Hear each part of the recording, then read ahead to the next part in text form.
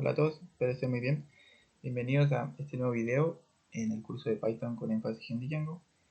Y bueno, vamos a continuar con lo que es la lectura de archivos. En videos pasados aprendimos a leer archivos TXT y archivos en formato JSON y XML. Hoy día vamos a aprender a leer lo que son archivos planos en formato CSV. ¿Ya? Esto también aplica para lo que son archivos de tipo Excel, solo que la función es un poquito, cambia el nombre, pero es básicamente lo mismo. Entonces, lo que vamos a hacer es utilizar una librería que ya está dentro de lo que es Python, que se llama Pandas, ¿no? Una librería súper útil para leer ese tipo de archivos. Y bueno, lo primero que tenemos que hacer es importar esa librería. Y luego, lo que vamos a hacer es, vamos a leer un archivo de GitHub, ¿ya? Entonces, supongamos que yo tuviera un archivo en GitHub. Recuerden que el repositorio con la información lo van a encontrar en el enlace de acá abajo. Supongamos que tenemos acá en este repositorio un archivo en formato CSV. Podría ser cualquiera, o bueno, vamos a ir a cualquier otro repositorio y supongamos que dentro de este hay un archivo que se llama bank. Bien, ese archivo, si uno lo abre acá, lo observa, ahí se va a dar cuenta que le da la opción de decir view raw. Entonces, cuando uno le da clic, ahí lo va a mandar hacia el formato del archivo. Este es el enlace que nosotros necesitamos copiar. Tiene que ser ese, no otro. Lo copiamos acá, ¿cierto? Y luego de eso lo guardamos con una variable. Cuando ya tenemos eso, simplemente utilizamos la función pandas readCSV y colocamos el nombre del archivo y el separador. En este caso, el separador es coma, el separador de las columnas. ¿Bien?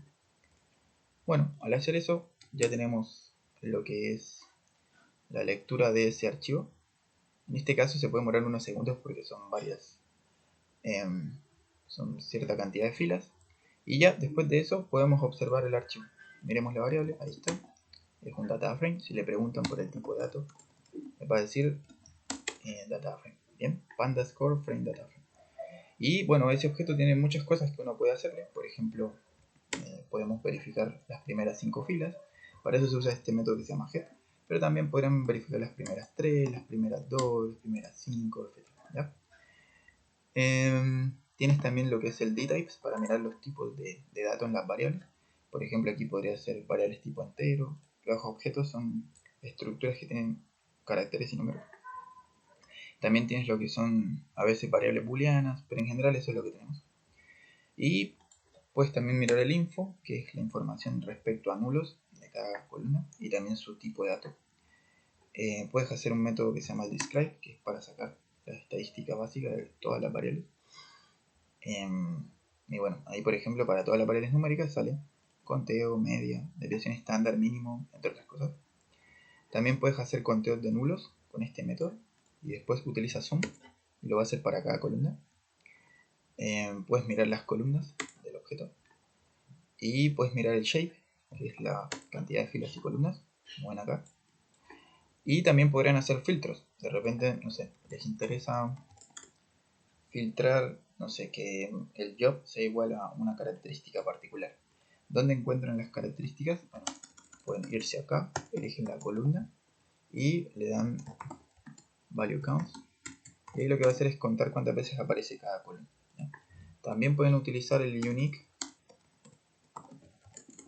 para saber cuáles son las categorías únicas. Entonces supongamos que queremos filtrar este.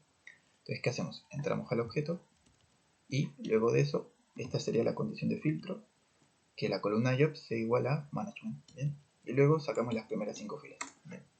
Eso sería una forma de hacerlo. También hay otra forma, que es utilizando un método que se llama log. ¿Ya?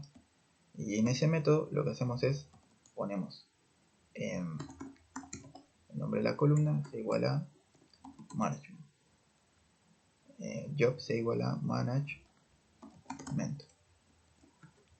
Y en este caso también va a funcionar, ¿no? Cuando las columnas no tienen espacios, también es posible, en vez de colocar esto entre paréntesis, utilizar el punto como una abreviación, ¿no? Y eso también sería útil, ¿no? Que lo aprendiera. No necesariamente tiene que ser una condición, también pueden ser varias condiciones. Por ejemplo así.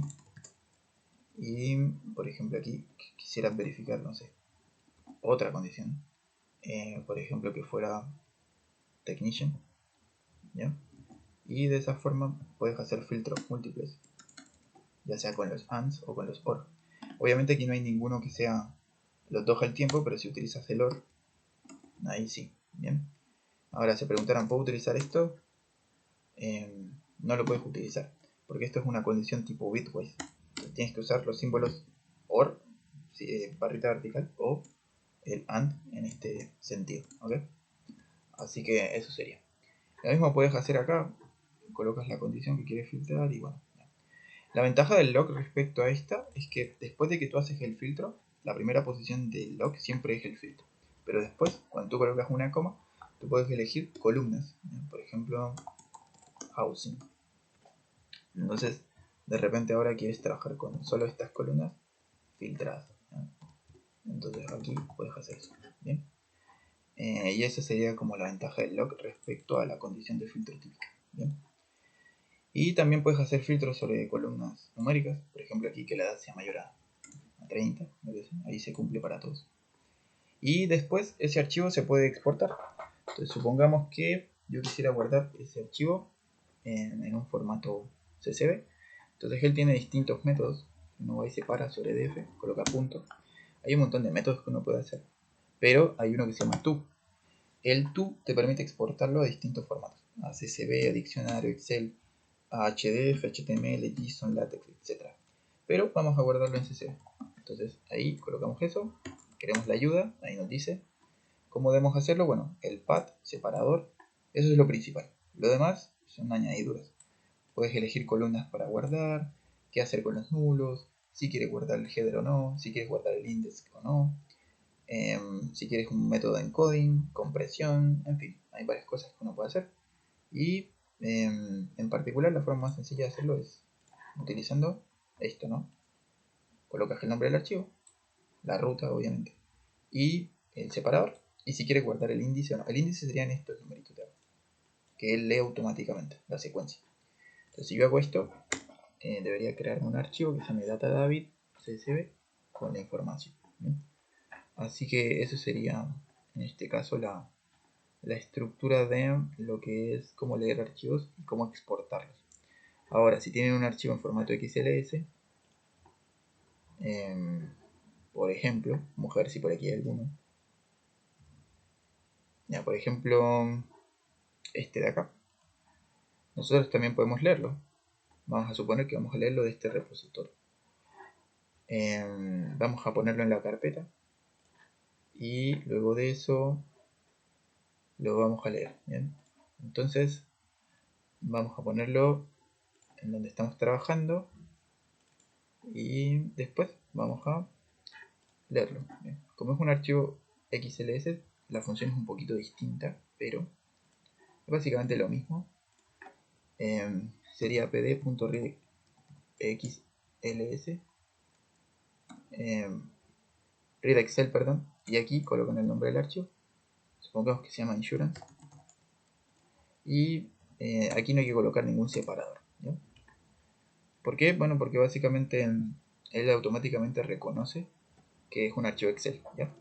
Entonces acá le ponemos, no sé, T al archivo y ahora sigue siendo un data frame. ¿Ya? Uno va y mira, t.head o le da type de T, sigue siendo un data frame. ¿Bien? Y en particular, si uno quisiera, por ejemplo, hacer un gráfico rápido, sobre todo con lo que son variables categóricas, ustedes pueden elegir la columna, por ejemplo, fraude, y utilizan el value count, que es para contar cuántas veces aparece cada una, y después hacen un plot. Él automáticamente reconoce cuál es el plot. Aquí le colocamos el tipo de plot, un bar plot. Se supone que debería ser un gráfico de conteos, ¿ya? Para cada categoría. Lo mismo podríamos hacer con el approval. A ver qué sale. Ahí como ven, la mayoría son aprobados, ¿ya?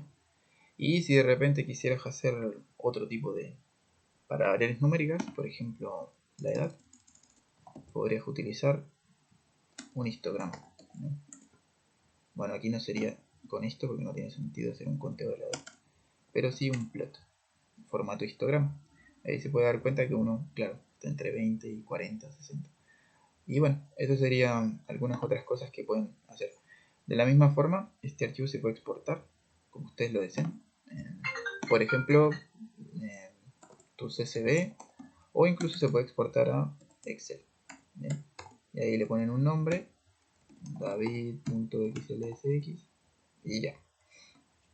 ¿Y qué va a hacer? Va a guardarlo aquí, david.xlsx. Bien.